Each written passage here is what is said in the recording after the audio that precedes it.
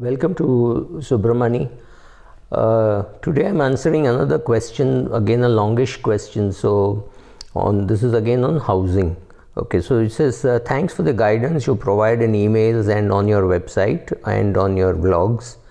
I have enjoyed learning with you. So my single biggest question about money is this: is a home purchase in all cases really a bad idea? I will give you my details.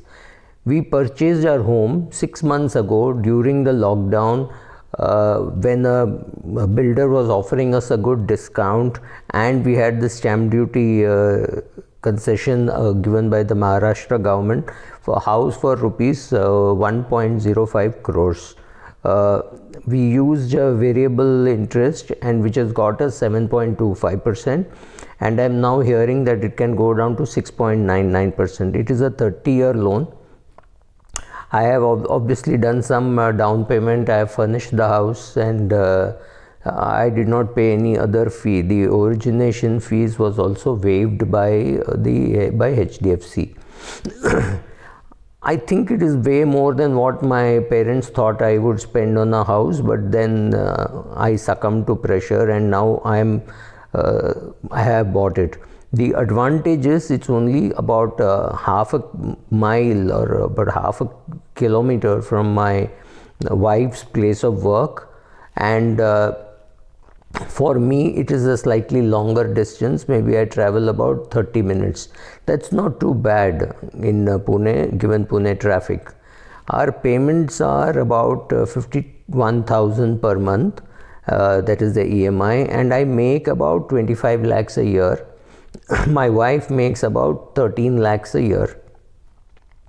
Our home is perfectly suited in a major growth area of Pune, and although I realize there are no guarantees, real estate has been beaten down so much that my builder tells me, I understand he has a vested interest, that it is estimated to climb in the range of 6 to 7% over the next 18 to 20 months.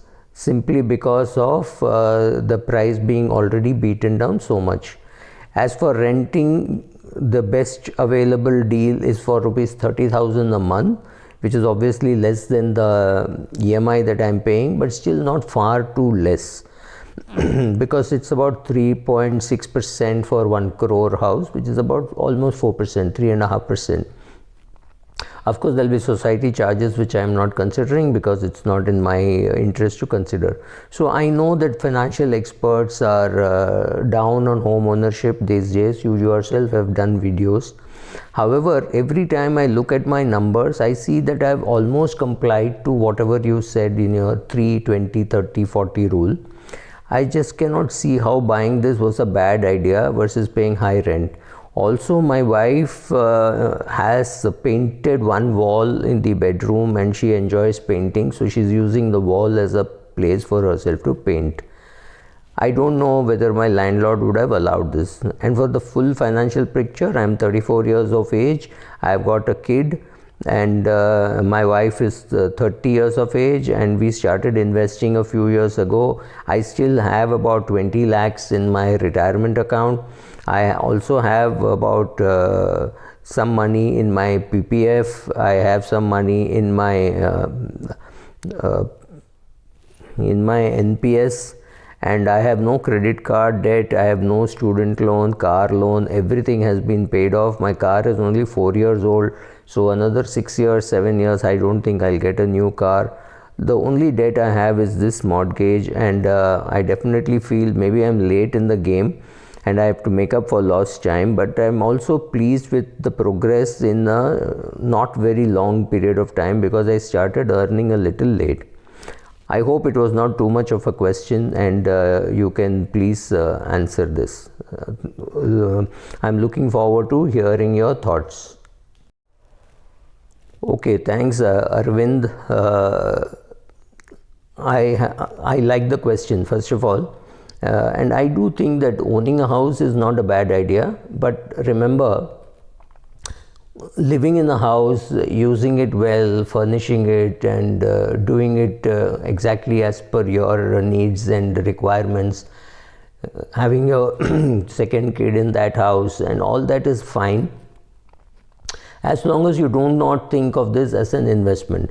Don't think it's something which you have moved into and 30 years later it would have appreciated by 8% and 9% and things like that. That may not happen. So first of all, it is a good house. You bought it, you're happy with the purchase, and you paid a lesser stamp duty. Great. Be happy with what you have, and I'm happy that you have complied with almost all the rules of 3 and 20, 30, 40.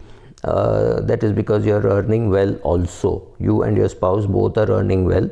So, but let me tell you, the minute I say this house is not a good investment, there will be a lot of people who will come and say, my father bought this house for 30,000, he sold it last week for 1.7 crores. How are you saying it's not a good investment? Actually, if you put it down in Excel and you see the amount of money that you would have paid as society charges, etc., it would not give you a great return. It would give you a return of 3% or 4%. Maybe it give you 6%. I'm not saying anything about that, but there are certain locations where it would have gone up. Unfortunately, in this country, we do not have an index telling you how much property prices have gone up in which place. So we do not have an answer. We have only anecdotal stories saying my great grandfather bought it here, or my grandfather brought it here and it has gone up so much. Marine Drive is such a good place. Yes, but in Mira Road you would have lost money. That is the problem. We do not have good quality indices capturing returns over 30, 40 years. So we just don't have that kind of data.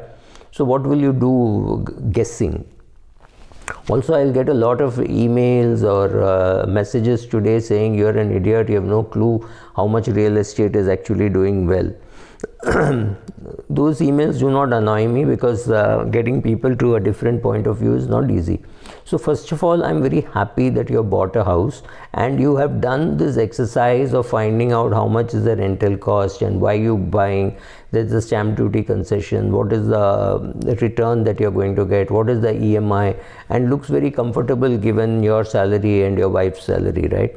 I'm sure you have taken adequate term insurance so that in case something happens to you or to her, the other person is not saddled with the EMI without the income.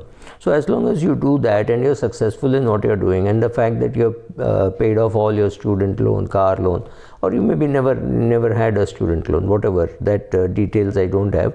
So it does not really bother me. And but let us go back to some hard data, and for data you will have to go back to US. You cannot go back. India does not have that kind of quality data. So if you go to Schiller says from 18, let me just quote, and Schiller is a Yale economist and he has done some study, and he says from 1890 to 2012, the inflation adjusted return on residential real estate was 0.17%. which means if you bought a house for 5,000 rupees or dollars in 1890, it would be worth 6,150 in 2012. Over the same period, the stock market returned an inflation adjusted return of 6.27%, which means if you had invested $5,000, it would be worth 8 million, right? So this is Schiller's data, and that is why I don't ever include my house as my investment. It's a place which I need to live here, right? I need a car to go around, so I own a car. I need a shirt to wear, so I own a shirt. It is a usage asset. It's like your golf kit, or it's like your tennis racket. Yes, good, nice things, but you do not expect to make money from a used racket or from a golf kit, right? You don't, that's all. So if you take the 1960s and 70s, people would use a car for 10 years and sell it at the same price. It sounds like a joke today. So 70 years back, what happens if your house does not appreciate and is selling at more or less the same price at which you bought, right? Because better buildings with better amenities are available. So 50, 60 years is how long you live in a house. So after that, if you can't get any resale value because land in that place is not appreciated, believe me, all these things are possible. We're trying to guess over very long periods of time. Now, another thing is people say real estate, it's not a fair comparison because you get leverage. Now, remember that leverage also hurts, because if your rate of appreciation of the house is not as much as the rate of interest that you're paying, then it's a poor investment. If you have borrowed money at 7.25% and the appreciation in this is 6%, then you have not really gained too much. If the appreciation is far greater than 7.25%, then I can agree. The third argument which people put is to say, you buy a house only once, so buy a big house, buy a 3 BHK. This you have bought a 3 BHK when actually you may not need a 3 BHK. Anyway, so be it. So buying a big house could be the biggest impediment to your retirement planning. Think of the alternatives that you could have done with the money. You could have invested it, you could have done some business with it, whatever. It could have been the capital which you require to do some business, consulting business or something. So that is the opportunity cost that you have to consider. You have to consider the inflation adjusted cost. Then there are people who will say, I'm sick of throwing money at my landlord, and what happens if he keeps asking me to change my house every 6 months. Well, in this case, it has not happened. He has actually lived for 8 years in one house, and when he was leaving, his landlord was not very happy.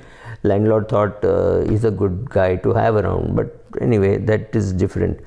I don't think this house is a bad idea, because first of all, I'm very happy that you thought through the process of why to buy a house and when to buy a house, and you have a kid, so you bought a house near a good school. All these things are important. You have applied your mind, you have not overbought, you have not bought in a place which you can't afford, and both husband and wife are earning well. You've taken adequate term insurance for sure, and so you're prepared for any eventualities. I want that. I want application of mind. I don't want people to buy a house because my father told me, my father-in-law told me, if I don't buy a house, I can't get married. These are not reasons to buy a house. You have thought through the process. That itself is good. You've complied to all the 30, 20, 30, 40 rules, 3, 20, 30, 40 rules, which means you've applied. I'm fine with that. Thank you.